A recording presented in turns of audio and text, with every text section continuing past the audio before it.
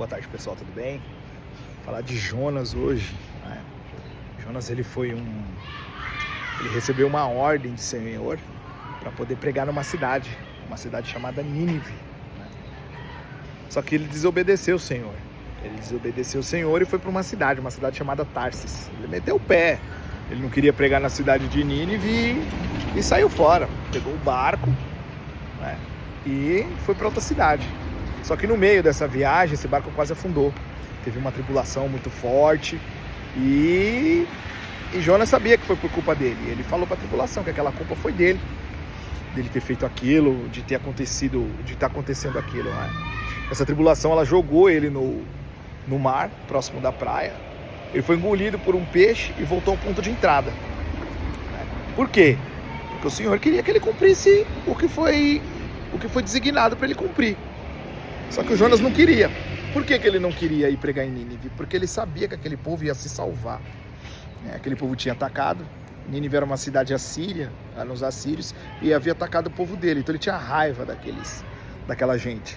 E ele não queria que ele se salvasse. Então ele não queria ir pregar. Ele sabia que se ele pregasse, se ele fosse lá e pregasse, o Senhor salvaria aquela cidade, que foi de fato o que aconteceu. Então Jonas ficou 3 dias, ele foi engolido por um peixe, ele ficou 3 dias na barriga desse peixe.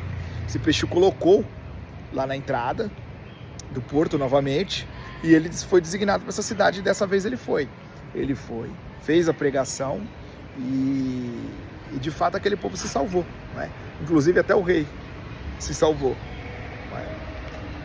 Então, assim, qual a reflexão que eu trago do livro de Jonas? Quantas vezes Deus nos chama para fazer algo e às vezes nós somos desobedientes, né?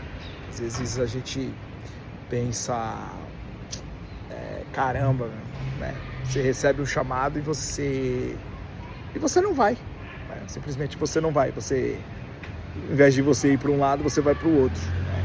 Então essa é uma reflexão aí pra gente ver quantas vezes nós somos Jonas na nossa vida, ou deixamos de fazer algo por raiva do próximo, né?